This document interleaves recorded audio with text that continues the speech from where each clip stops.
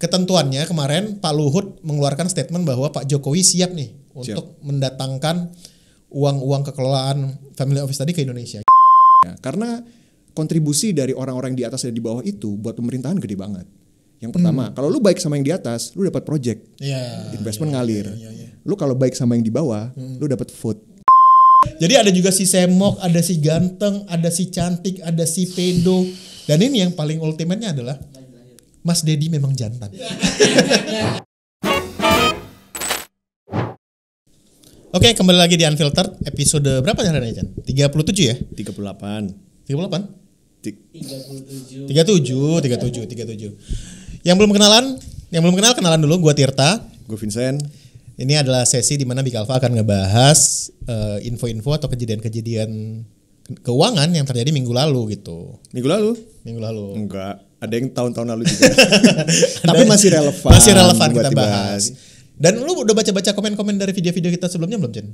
Apa tuh? Komen apa tuh? Banyak yang bilang sesi ini lumayan menyenangkan ya. Sesinya menyenangkan. Terus katanya seru. Terus ada yang di mention gue di Twitter tuh kayak lucu banget gitu. Padahal kita gak berusaha lucu ya. Ya bawaan aja sih. Jadi kita udah bentar lagi udah bisa nyanyiin agak lain kayaknya nih. Masih jauh ya. Masih jauh. Gak apa-apa, mimpi dulu. Nah, topik pertama kita akan ngebahas sesuatu yang muncul lagi ke permukaan minggu lalu, Chen. Kebijakan kontroversial Jokowi di akhir periode. Lagi-lagi ya. Kenapa ya? Mungkin Pak Jokowi ngerasa udah tinggal berapa bulan lagi terus gue nothing tulus deh gitu. Iya kan, contohnya RUU penyiaran, RUU Polri, Tapera, TNI. Oh iya. Ya. Nah sekarang itu Pak Jokowi baru saja, nggak tahu udah disahkan atau belum, ini tentang family office. Family office, apa tuh family office? Family office itu kantor keluarga. Ini dong, sini. Di sini dong. Kita yang suasananya kekeluargaan. Nah, itu family office tuh. Bukan ya. Jadi family office itu adalah investment firm yang mengelola harta kekayaan orang-orang atau keluarga-keluarga terkaya di dunia. Super kaya. Jadi dibilangnya bukan lagi HNWI. High net worth individuals. Iya, bukan lagi HNWI itu udah super ultra high net worth. Jadi di Indonesia mungkin hanya 1-2 keluarga lah yang kayak gitu, yang keluarganya gitu. Pak Salim misalnya. Misalnya ada konglomerasi Lipo mungkin Lipo, Sinarmas gitu. Hartono. Banyak kan cuma 2. Oh iya. Banyak orang kaya di Indonesia ya. Kita doang yang miskin anjir.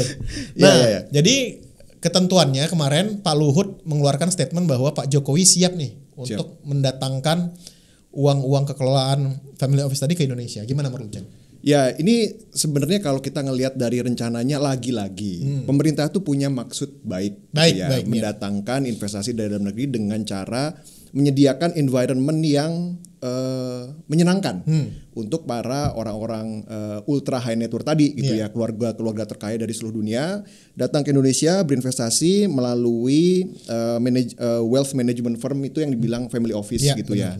Jadi nanti mereka diharapkan bisa berkontribusi ke sektor finansial, sektor real gitu ya, sehingga punya domino effect ke perekonomian Indonesia multiplier gitu effect kan. Tadi ya. Betul, bisa dipajakin segala macam gitu kan. Nah, ini sebenarnya bukan praktek yang baru, gitu karena baru di Indonesia. Baru mau dilakukan di Indonesia gitu kan dalam rangka menarik investor-investor dari luar. Nah, tapi di luar negeri itu udah populer. Udah lazim lah ya. Udah populer gitu di Singapura apalagi di Amerika Serikat, di Hong Kong, Luxembourg di Eropa misalnya, London. Nah, tapi memang Indonesia ini lagi-lagi nih kayak menganggap bahwa environment investasi di sini itu udah sama di luar. Padahal sama apa? Sama-sama jelek. Enggak, kayak misalnya ada tax insentif atau enggak? Itu kan harus disiapkan dulu. Betul. Gitu. Dan pemerintah udah bikin kebijakan yang mirip-mirip ini beberapa tahun yang lalu, yang tax amnesty. Tujuannya kan mirip-mirip untuk mendatangkan uang-uang yang selama ini di luar negeri, repatriasi, balik ke Indonesia. Kenapa ya? Kenapa menurut lu pemerintah itu terlihat sangat desperate untuk mendatangkan uang ke dalam negeri? Menurut lu kenapa? Karena BU. nomor satu gitu. Dan proyek-proyek infrastruktur besar di Indonesia ini memang butuh dana yang luar biasa. Butuh gitu kan. pendanaan besar ya. Betul. Sedangkan APBN-nya kan udah Nggak dialokasikan untuk makan siang kita nanti gitu. Ya, Jadi memang butuh bantuan dari luar negeri. Untuk gaji PNS itu jangan lupa karena porsi terbesar APBN itu adalah belanja pegawai. Ya. Untuk bayar IKN, untuk bayar beban bunga utang kita gitu ya. Ada banyak lah ya. Ada banyak. Nah, tapi itu tadi gitu ya, kembali lagi ke environment yang seharusnya sudah ada atau sudah dimiliki oleh Indonesia kalau mau narik investor dari luar. Padahal belum lah ya, jauh. Belum kayak misalnya corporate tax saja. PPh badan ya kan 22%. Ya. Di Singapura tuh udah 17% plus mereka punya program-program kayak Global Investor Program yang mereka punya tax insentif sendiri supaya orang-orang mau datang gitu kan. Terus habis itu misalnya juga teknologi informasi, infrastruktur internet apa segala macam itu harus sudah ready. Kita aja kemarin masih bobol. Hacker aja masih ya kan? Admin 1 2 3 4 kan kemarin katanya. Passwordnya. Ya. Dan lo tahu nggak di Singapura kenapa kayak gitu? Kenapa? Karena Singapura nggak punya ormas. Nggak ada. Lu pernah nggak di Singapura ada orang kawinan? Ada ormas yang ngejagain? Nggak ada. Parkiran Singapura aman. Betul. Ya. Jadi emang harus diakui itu juga mempengaruhi iklim investasi di Indonesia. Betul. Memang walaupun katanya nih ya penyelenggaraan family office ini nanti akan dikonsentrasikan ke beberapa titik tertentu aja. Nggak semua daerah di Indonesia bisa ya. Betul. Bekasi itu udah pasti nggak bisa. Ya kan? Depok fix nggak. Cilenduk. Ya makanya akan ditargetkan di pertama itu kawasan ekonomi khusus di Bali. Ya. Ada di Sanur sama Nusa Dua atau di IKN. Optimis, IKN udah jadi, udah ready. Kemarinnya Pak Jokowi nggak mau pindah ke sana, Chen. Pak Jokowi bilang ditanya sama wartawan kan. Siap nggak? Siap. Nggak, belum. Nggak. Pak jadi pindah kantor ke IKN nggak Juli? Jawabannya? Mau udah siap. Marah dia. Mau udah siap. Iya. Gak tahu gitu aja jawabnya harusnya. Gimana?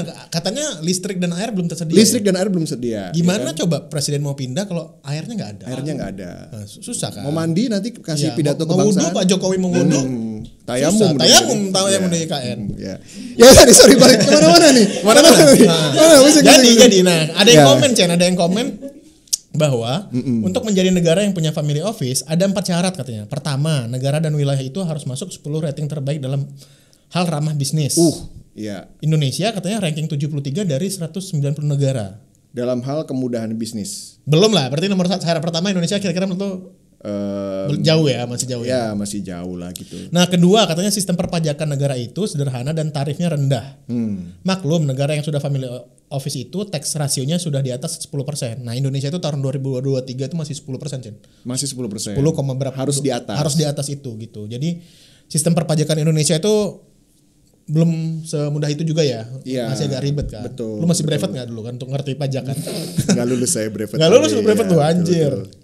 Nah, ketiga negara itu menjadi hub bisnis berkelas dunia, misalnya Hong Kong, Singapura, Dubai, New York.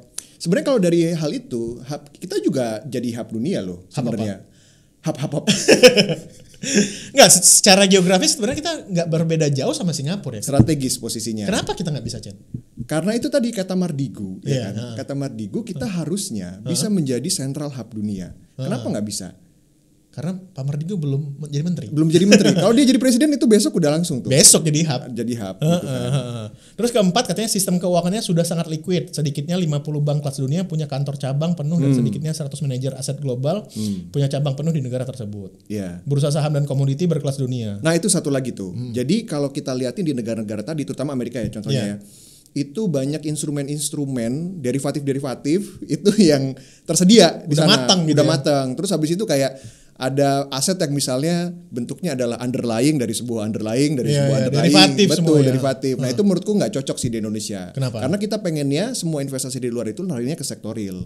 Jangan sampai muter-muter di pasar sekunder aja. Iya, gitu. jadi ini pemerintah Indonesia itu nggak mau cuman hot money ya, yang gampang keluar masuk ya. Jadi pengen yang duit yang masuk diputar di sektor real. Betul, supaya menimbulkan peningkatan di tenaga kerja gitu kan. Gue sih ada solusi Pak pemerintah. Apa tuh? Jadi di KN atau di mana tadi yang hub-hub untuk ini serius apa enggak? Serius. Oke. Kenapa sih nah, jadi buat di KN atau di hub-hub yang pengen datang investor tuh bikin balon yang gini-gini. Biar datang investor. Capek gue dengerin. Ya, ya. Oke, Atau kucing yang ini, kucing pemanggil investor. Iya. Gitu. Nah, tapi lu ngerasa nggak sih bahwa kenapa konsentrasi pemerintah itu kalau nggak ke orang-orang yang kaya banget, kebijakan-kebijakannya ya, itu ke orang-orang yang miskin banget gitu ya. Yang tengah-tengah yang tengah-tengah nih kayak dibiarin kayak kegencet gitu kan. Apa program pemerintah buat kelas menengah? Sedikit sih ya. Sedikit. Bahkan ketika pandemi aja insentifnya juga hanya BLT lari ke keluarga miskin kan. Betul. Keluarga kelas menengah kayaknya nggak ada sih ya. Ya jarang lah gitu ya. Mungkin ada ini kemarin keleluasaan di PPh 21 ya kan dikasih mungkin di situ. Ya itu aja. Tapi program-programnya selalu either nggak buat orang-orang atas banget, bawah banget. Padahal secara demografis kita yang paling gede di tengah-tengahnya ya. Ya di tengah tapi juga banyak lah yang di bawah ya. Buat bottom of the pyramid itu gitu betul. Nah, gue punya satu kesimpulan mungkin ya. Karena kontribusi dari orang-orang di atas dan di bawah itu buat pemerintahan gede banget. Yang pertama, kalau lu baik sama yang di atas, lu dapat project, investment ngalir. Lu kalau baik sama yang di bawah, lu dapat vote. Gitu. Yang tengah baca di Twitter aja. Iya, baca di Twitter. Baca di Twitter aja, enggak ada guna. Enggak napak tanah. Output kelas menengah itu apa paling? Iya. Trending topik. Intelektualnya itu gini. Gitu doang. Outputnya apa coba kelas menengah? Tapi diemin aja, berantem sendiri. Iya. Ya kan? Outputnya trending topik. Apa coba? Gitu. Nah, tapi ini akhirnya berpengaruh juga ke berbagai perusahaan-perusahaan yang katanya udah mau masuk Indonesia, Chen, tapi nggak jadi, Chen. Karena sulit. Lu kan mungkin udah bisa lihat bahwa kayak kemarin beberapa tokoh-tokoh investasi dunia lah, bisnismen kelas kakap dunia tuh datang ke Indonesia gitu, foto-foto sama pejabat. Kayak siapa? Elon Musk. Orang dari Cina. Hah? Elon Musk. Bukan, ini Elon Musk beneran. Oh, Elon Musk beneran. Bukan Elon Musk. Bukan. Oh, oke. Terus kemarin yang CEO-nya Microsoft apa ya? CEO-nya Microsoft siapa? Satya ya? Oh iya, Satya Nugraha. Iya, dari orang Bandung ya jadi. Satya Nadella gitu. Jadi mereka bilang bahwa mereka akan berinvestasi ke Indonesia. Tapi mana? Apple dulu 2016 sempat punya rencana juga buat investasi di sini gitu kan. Tapi katanya ngelihat bahwa banyak praktek-praktek industri Indonesia itu masih kotor, masih tidak sustainable, menggunakan child worker. Dan mereka tuh Apple tuh lumayan konsisten loh terhadap penggunaan orang-orang di bawah umur ya di pabrik-pabrik. Karena sempat tuh kejadian mereka tahu bahwa pabriknya di Cina itu pakai child labor, orang-orang di bawah 15 tahun gitu ya. Terus 15 tahun udah bisa ya sebenarnya? Bisa lah, udah bisa bikin CV. Oh gitu. Enggak, kita nggak mendukung child labor ya di sini ya. Iya. Tapi sampai detik ini belum ada ya pabrik Apple di Indonesia. Belum. Jangankan pabrik ya, Apple Store aja nggak ada. Kenapa tuh? Terakhir Apple Store tuh buka di Malaysia kan. Pertanyaan kenapa? Padahal konsumsi produk-produk Apple di Indonesia kan gede kan. Betul. Bahkan ada jasa sewa iPhone. Itu ani-ani itu ya. Handphonenya dua-duanya Apple loh, Mas. Iya, populasi ani-ani Indonesia tuh makin gede. Dua handphonenya, yang terbaru sama yang sebelumnya itu pasti. Iya. Kenapa pakar ani-ani? Kenapa tahu banget masalah ani-ani dia? Jadi gimana nih Apple, Tim Cook gimana nih? Iya. Gimana populasi ani-ani Indonesia itu butuh supply iPhone. Nah, tapi katanya akhirnya Apple bikin Apple Academy, Jen. Apple Academy. Ini bedanya sama Crypto Academy? Bukan. Beda. Dangdut Academy. Bedanya sama Dangdut Academy apa nih? Beda. Jadi kita udah bikin kompilasi nih. Ada sekitar 6 perusahaan yang udah woro-woro akan datang ke Indonesia dan membuka pabriknya, berinvestasi segala macam. Ternyata nggak jadi, Chen. Ya apa aja? Ini katanya ada Apple yang tadi yang pertama kan. Betul. Terus ada BASF sama Eramet. Ini tuh perusahaan di sektor nikel lah. Ya, gitu. BASF juga di chemical sih dia. Ya, dia bilang bahwa ngerasa nggak perlu lagi investasi suplai material baterai kendaraan listrik gitu karena udah. Ini proyek nikelnya kita yang udah dibangun smelternya di Gresik itu ya kalau nggak salah ya. Itu punyanya Freeport. Punya Freeport ya. Oh itu juga nggak. Udah jalan tuh. Udah jalan. Ya? Itu udah jalan. Terus ada Foxconn. Nah Foxconn ini kan salah satu supplier Apple kelas dunia yang gedenya itu di Taiwan ya. Iya. Nggak jadi bikin mereka. Nggak jadi. Mereka mau bikin pabrik baterai kendaraan listrik 8 miliar dolar gitu, tapi sampai sekarang belum jelas nih, belum ada kemana-mana. Katanya sih akuisisi lahan yang nggak kunjung diselesaikan sama pemerintah dan masalah tax holiday. Jadi isunya ada double di situ. Iya. Sebenarnya dalam beberapa tahun terakhir juga dalam upayanya untuk menarik investor asing pemerintah udah lumayan gencar lah ya Pak Bahlil nih gitu ya. Iya. Tapi kalau menurut lu prefer Pak Bahlil apa Pak Tom Lembong? Gua. Wah ini bahaya nih. Enggak apa-apa, personal aja kan udah lewat. Ya. Nah, kalau lu mau menilai kinerja seorang menteri investasi, ya. Ini kan menteri investasi dan kepala BKPM ya. Betul. Ya kan, karena posisinya sama. Gimana caranya? Nomor 1. Ya pasti dari jumlah investasi yang masuk dong. Ya kan? Betul. Paling objektif dari situ gitu. Betul. Karena kan orang nggak suka sama Pak Bahlil. Wah, Pak Bahlil ngomongnya nggak bisa bahasa Inggris gitu. Wah, jelek gitu. Nggak bisa bahasa Inggris.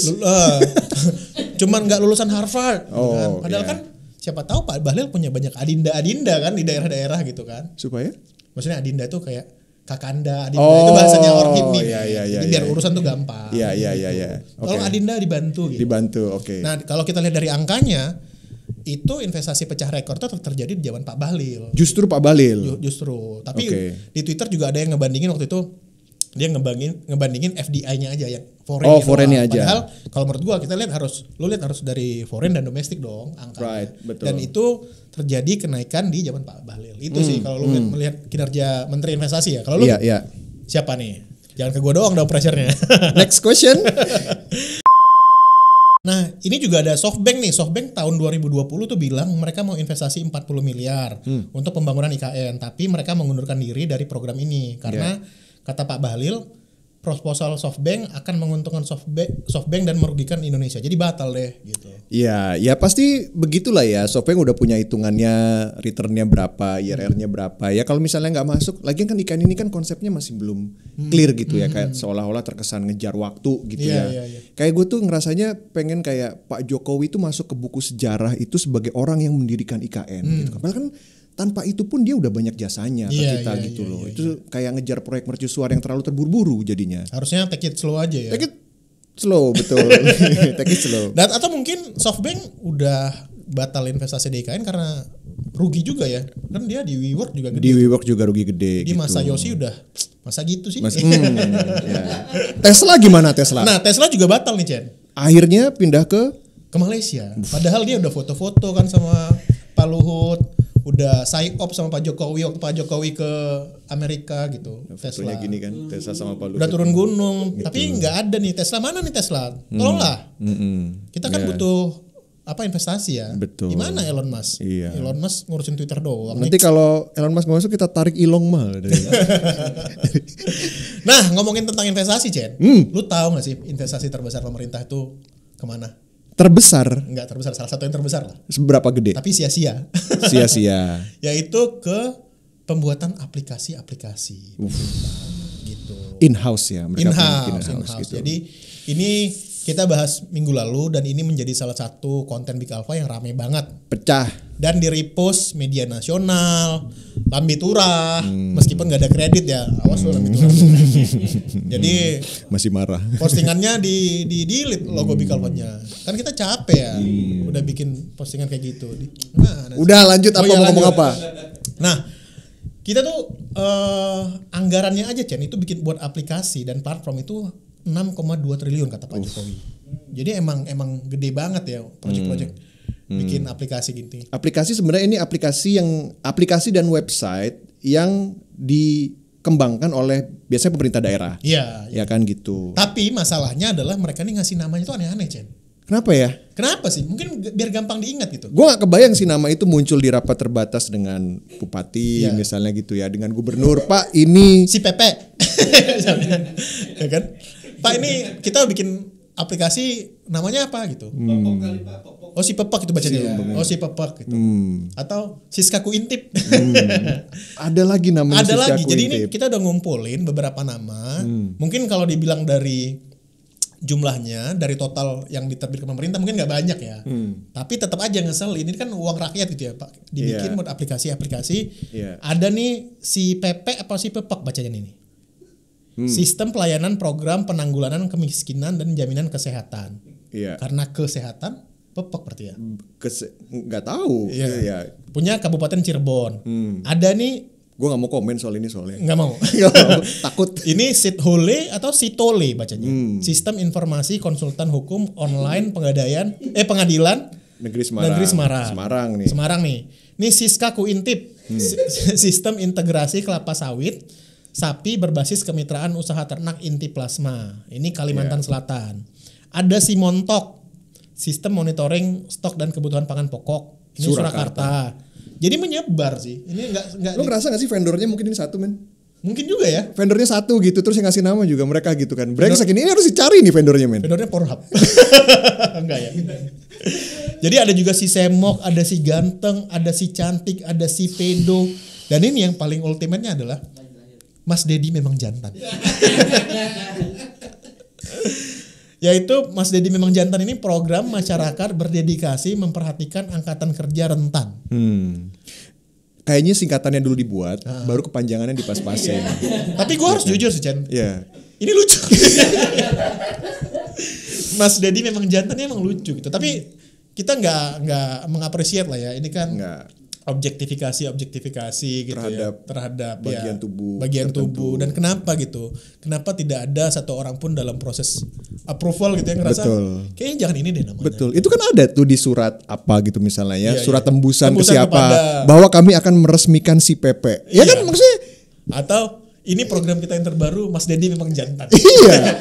Apa gimana gitu? Waktu tanda tangan anggarannya gimana gitu. Gak ada orang yang kayak aduh ini enggak benar nih. Mungkin karena mereka ngerasa ya itu tadi ya catchy yang pertama sehingga orang mau memakai gitu kan. Tapi kan kalau kita ngelihatnya dari sudut pandang nasional gitu ya kurang pantas. Katanya ada yang bilang bahwa si pepek itu dalam bahasa di Cirebon itu bukan artinya, bukan. Beda artinya. Cuman kan tetap aja ketika orang di luar Cirebon yang membacanya kok kayak gini gitu. Iya. Tapi apa pembelaan Mas Dedi memang jantan kira-kira apa? Nggak ada ya. Nggak ada Mas Dedi memang jantan ini udah ultimate ini. Cocoknya itu sih jadi judul podcast ya buat Deddy Corbuzier ya. Mas Dedi memang jantan gila itu lebih baik daripada Close the Door sih menurut gue. Iya. Ya, ini kan dan satu lagi sebenarnya kalau liatin interface-nya ya gitu ya. Culun-culun men. Culun ya? Culun interface-nya. Kayaknya cuman kayak website gitu ya. Betul. Kayak gitu. Betul. Itu anggarannya kita tahu bukan pasti lah ya, kemungkinan besar. Iya. Overprice. Mahal. Jadi terlihat seperti biasa aja dan gue yakin ada yang pakai gak sih menurut lo? Ya negara ya orang-orang Cirebon gitu. Orang-orang lu udah pakai si PP belum?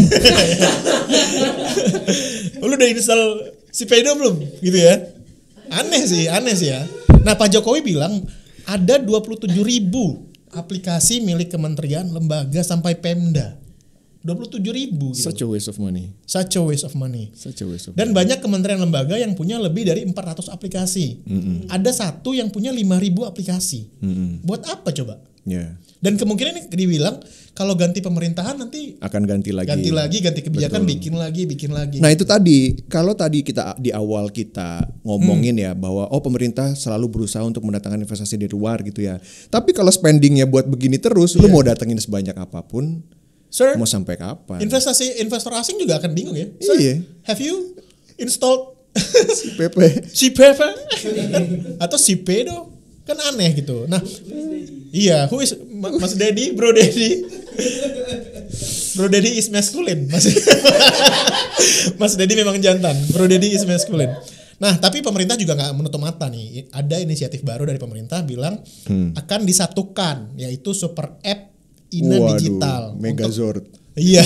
Megazordnya aplikasi. Megazordnya aplikasi. Ini untuk menyatukan semua aplikasi. Ada yang untuk Megazord kayaknya? Tahu ya. Oke. Jadi untuk menyatukan semua aplikasi milik pemerintah. Nanti yang ngurus Peruri jadi GovTech Indonesia. Nanti ngurus SIM katanya, SIM, STNK, paspor, BPJS itu bisa dari satu aplikasi. Tapi masih trial and error. Oke. Ya mudah-mudahan ya kita berharap banget pada pemerintahan yang baru untuk menyelesaikan masalah ini. Apalagi Mas Gibran kan masih sangat muda ya. Ngerti masalah kayak gini. Dan ya sangat kan? Aktif kan. Mas Gibran kan sangat aktif di sosial media. Betul. Pasti aware masalah yang kayak gini gitu. Kemarin aja ada ribut-ribut di sosial media. Wes tak beres cepat. Gitu Mas Gibran. Bismillah komisaris. Jadi harapannya dengan inisiatif teknologi IT pemerintah ini satu sih. Satu apa? Passwordnya jangan admin 123. Jangan. 567. Nah. Jadi janganlah.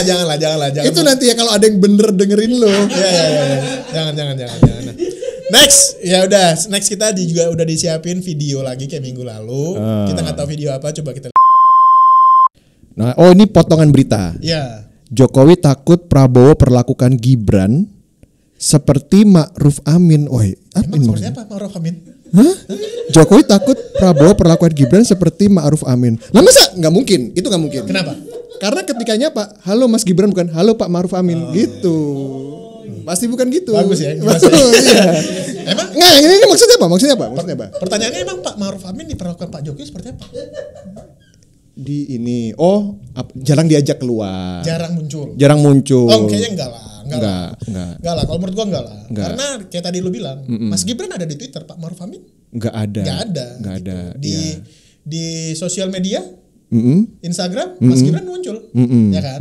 Bahkan bikin konten sama Tretan Muslim tuh, yang bikin laptop di punggung. Kayaknya enggak lah. Pasti Mas Gibran secara individu juga beda dan kayaknya akan lebih sering muncul ya. Dan memang kalau misalnya ini anekdot yang udah keluar dari lama gitu. Kalau misalnya presiden sama wakil presiden itu jarang kelihatan. Memang harusnya kayak gitu.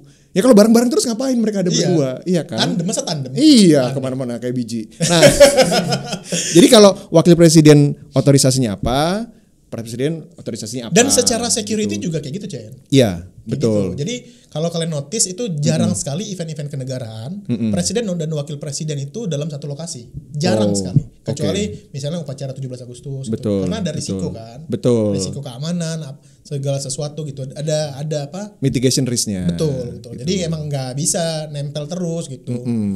Iyalah. Ini bukan. Ini jangan berprasangka buruk dulu lah. Iyalah, jangan lah. Satu lagi apa?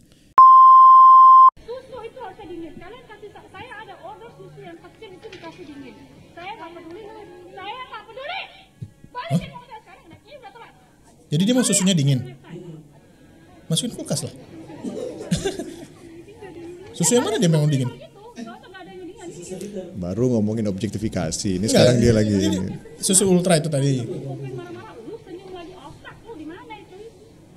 Ini ada ibu-ibu marah-marah karena susunya nggak dingin.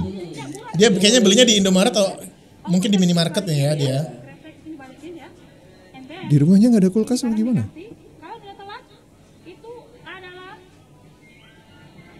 Susah kan ngomong lu. Apa lu? Haria. Bisa bahasa Inggris. Bisa jadi. Oke.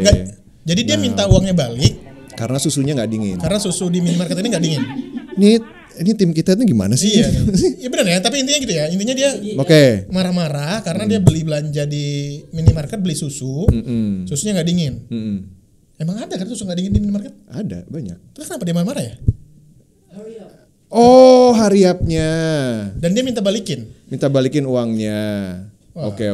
Gua nggak ngerti. Nggak ngerti ya. Nggak jelas lu tim memang lu ngasih video. Tapi maksud gua intinya janganlah kita marah-marah kepada pegawai minimarket oleh itu pesan moralnya. hal sepele kayak gini gitu. Betul. Mereka pasti juga underpaid lah. Betul. Gila. Iya. Dan gue juga menyadari ya waktu gue membangun karir ya. Satu sektor yang gue nggak akan cocok kayaknya adalah hospitality. Karena? Gue nggak punya kesabaran untuk menghadapi orang-orang kayak gini. Nah gitu. Ya. Oke. Nah coba. Nextnya apa nih? TikTok.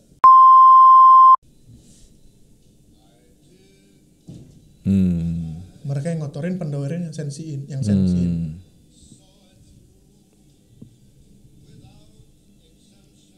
Ini masyarakat di kawasan kumuh ya. Iya. Jadi mereka ini buang sampah ke sungai.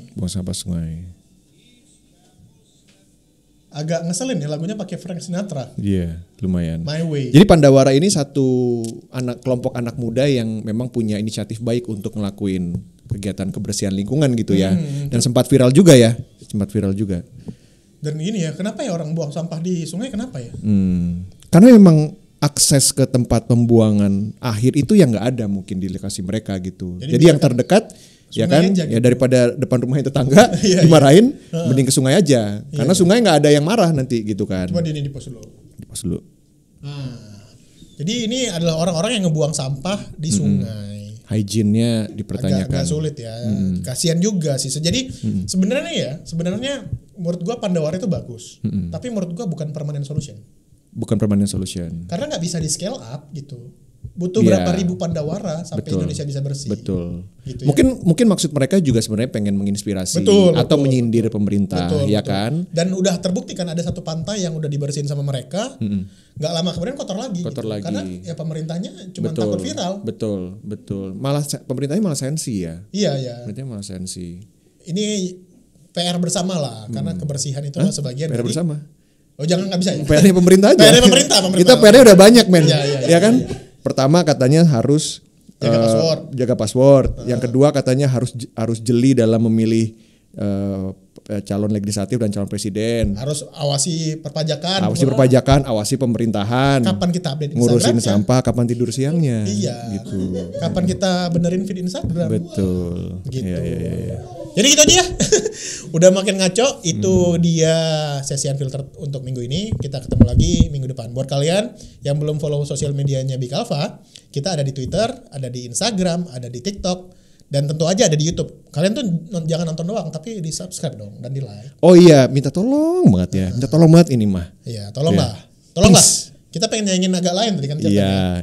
Kalau memang suka, di subscribe, di like. Dan di komen, di share ke teman-temannya juga gitu. Iya. Nah, segitu aja. Kan sangat berarti buat kami.